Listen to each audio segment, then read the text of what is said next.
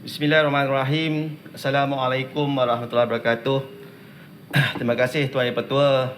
Terima kasih ahli berhormat daripada kawasan Bukit Bintang. Untuk makluman Dewan Yang Mulia ini, bagi separuh tahun pertama 2021, walaupun hasil telah meningkat sebanyak 4.6%, iaitu 106.4 bilion ringgit Malaysia berbanding tempoh yang sama pada tahun 2020, namun Tuan Yang Pertua, prestasi ini adalah lebih perlahan berbanding anggaran belanjawan 2021 yang telah diumumkan pada tahun 2020. Daripada jumlah tersebut, ahli yang berhormat, hasil cukai adalah berjumlah 80.2 bilion ringgit Malaysia, manakala hasil bukan cukai pula berjumlah 26.2 bilion ringgit Malaysia. Daripada jumlah hasil cukai tersebut, 58.3 bilion ringgit Malaysia adalah hasil cukai langsung, manakala 21.9 bilion ringgit Malaysia adalah hasil cukai tidak langsung. Tuan Yang Pertua, jumlah perbelanjaan Kerajaan Persekutuan dalam tempoh separuh pertama tahun 2021 adalah direkodkan sebanyak 164.2 bilion ringgit Malaysia, meningkat sebanyak 5.7% berbanding tempoh yang sama pada tahun 2020.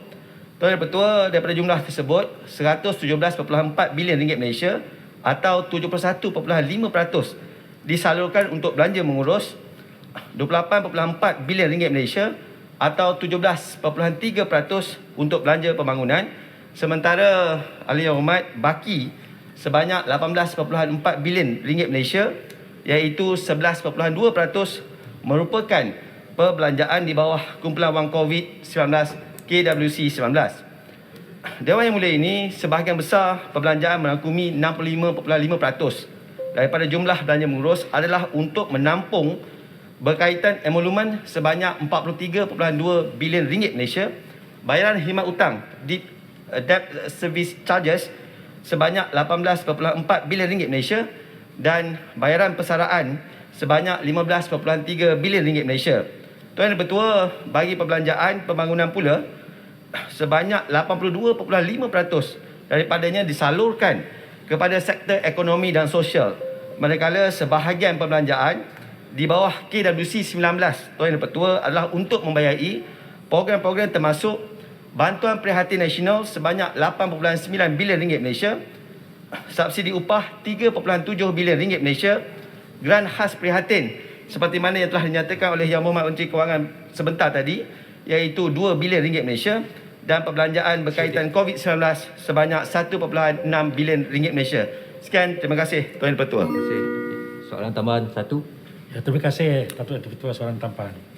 Saya ingin bertanya Yang Berhormat Timbalan Menteri, memandangkan kutipan hasil negara pada tahun 2021 tidak akan capai sasaran kerajaan, kutipan itu hasil. Ini amat membimbangkan rakyat maupun kerajaan. Saya ingin tanya Yang Berhormat Timbalan Menteri, apakah reformasi yang hasil yang pakar kerajaan perkenakan bagi tahun 2022 bagi menampung kekurangan hasil yang terjadi pada tahun 2021, dan bagaimanakah untuk menguruskan tanggungan termasuk usaha membentong COVID-19 sepenuhnya. Terima kasih. Terima kasih. Yang Berhormat. Terima kasih ahli berhormat pada Bukit Bintang. Tuan Yang Pertua, seperti mana kerisauan dan kegusaran Yang Berhormat Bukit Bintang merupakan juga keluh resah yang difahami oleh kerajaan yang ada pada hari ini. Itu sebabnya semasa belanjawan 2021 diumumkan pada tahun 2020, kita menjangkakan defisit fiskal kita hanya pada asas 5.4%. Dengan unjuran KDNK ketika itu adalah 6.0, berkembang 6.0 ke 7.0 berbanding pada tahun 2020, iaitu KDNK muncul sebanyak 5.6%. Tetapi selepas berlakunya PKP 1.0 pada tahun 2020, berlakunya PKP 2.0 pada Jan dan Mac 2021, dan PKP 3.0 pada Mei Jun 2021, kita telah membuat semakan kembali kepada defisit fiskal negara.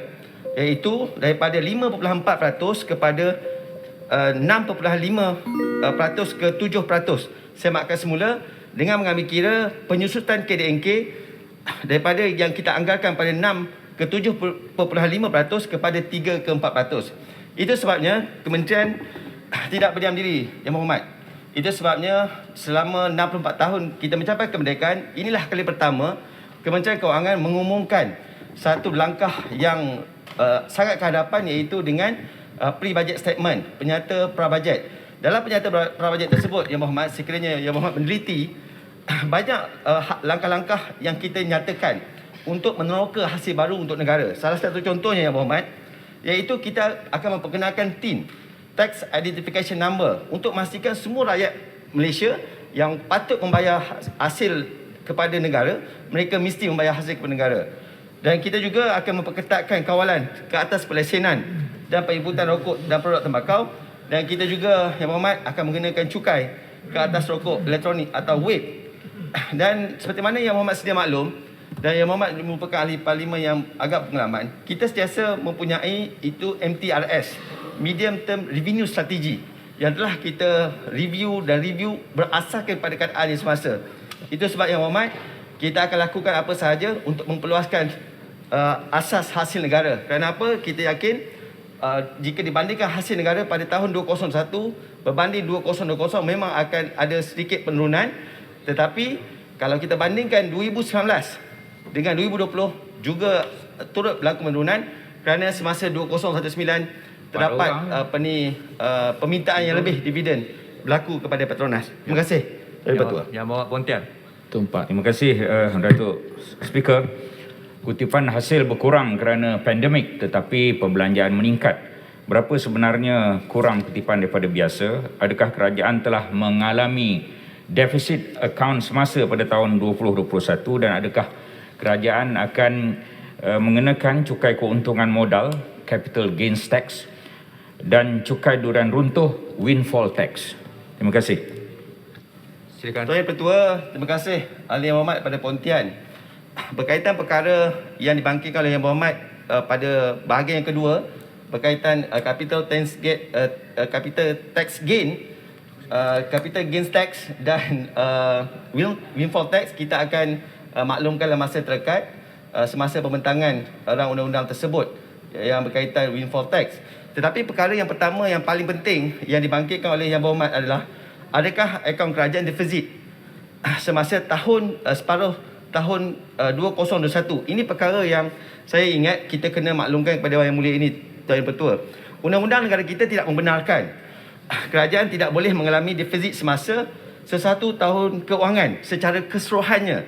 Walaupun dalam tempoh suku tahun atau separuh tahun di mana situasi kedudukan kewangan mengalami defisit, current deficit, berasaskan mismatch di antara hasil dan pembelanjaan. Dan Tuan Yang Pertua, hasil pula akan meningkat ketara pada separuh tahun kedua, di mana kutipan tambahan boleh dilaksanakan susulan tax filing dengan izin individu dan syarikat yang hanya akan dimuktamadkan pada akhir bulan Jun. Perkara ini bukan satu perkara yang baru, Tuan Yang Pertua. Mismatch ini sudah mula dicatat baki semasa ini semenjak tahun 2016. Walaupun kerajaan akan sentiasa memikirkan kaedah yang terbaik bagi memastikan akaun negara sentiasa dikawal dengan baik. Terima kasih, Yang Pertua. Minta tambahan satu lagi, Tuan Terus Ketua. kepada soalan 30 saat. Baik. 100,000 SME gulung tikar, 800,000 hilang kerja. Tetapi pada masa yang sama, syarikat-syarikat peluang getah sampai ke hari ini belum dikenakan cukai keuntungan luar biasa. Persoalan saya dua. Pertama, saya juga dah tanya soalan ni sejak tahun lepas tapi belum dapat jawapan daripada MOF. Dalam pembentangan bajet yang lepas, kerajaan telah pun bertekad untuk mendapatkan syarikat-syarikat peluang getah untuk memberikan sumbangan 400 juta ringgit untuk bantuan peralatan COVID. Apa maklum balas perincian 400 juta tersebut, mana duit itu pergi? Soalan kedua, sampai ke hari ini, wahal di banyak negara lain cukai luar biasa ini telah dikenakan. Di Malaysia kita masih tak nak. Wahal keuntungan mereka berlipat kali ganda. Persoalan saya dan saya nak jawapan secara rasmi di Dewan ini, adakah syarikat-syarikat pengeluar getah ini telah memberikan sumbangan politik ke mana-mana parti dalam kerajaan? Terima kasih. Ada sumbangan politik. Yang Berhormat, ya. 30 Tuan saat. Ketua, persoalan yang dibangkitkan oleh Yang Berhormat Muar tadi adalah berkaitan sekiranya syarikat itu mendapat keuntungan lebih dalam situasi yang tertentu, yang luar biasa. Perkara ini sememangnya telah dinyatakan dalam bajet tempoh hari di mana ada sumbangan keuntungan yang diberikan oleh syarikat-syarikat yang seperti mana Yang Berhormat Muar ketahui, dan semua perbelanjaan ini disalurkan untuk perbelanjaan untuk menguruskan perkara-perkara yang melibatkan COVID-19. Dan perkara yang berikutnya dinyatakan oleh Yang Berhormat, kita tidak boleh melakukan langkah cukai tanpa melihat dalam ekosistem yang besar. Kita juga mesti melihat bagaimana pelaburan negara yang dibuat, sama ada pelabur daripada luar negara atau pelabur dalam negara. Sekiranya berlaku dasar-dasar yang baru atau langkah-langkah insentif cukai yang baru dengan hanya mengambil kira keuntungan ketika luar biasa, ini juga akan menjejaskan Tuan Pertua komitmen atau kesanggupan pelabur-pelabur syarikat untuk melabur negara kita. Kita mesti berhati-hati dengan apa yang kita lakukan. Terima kasih Tuan Pertua.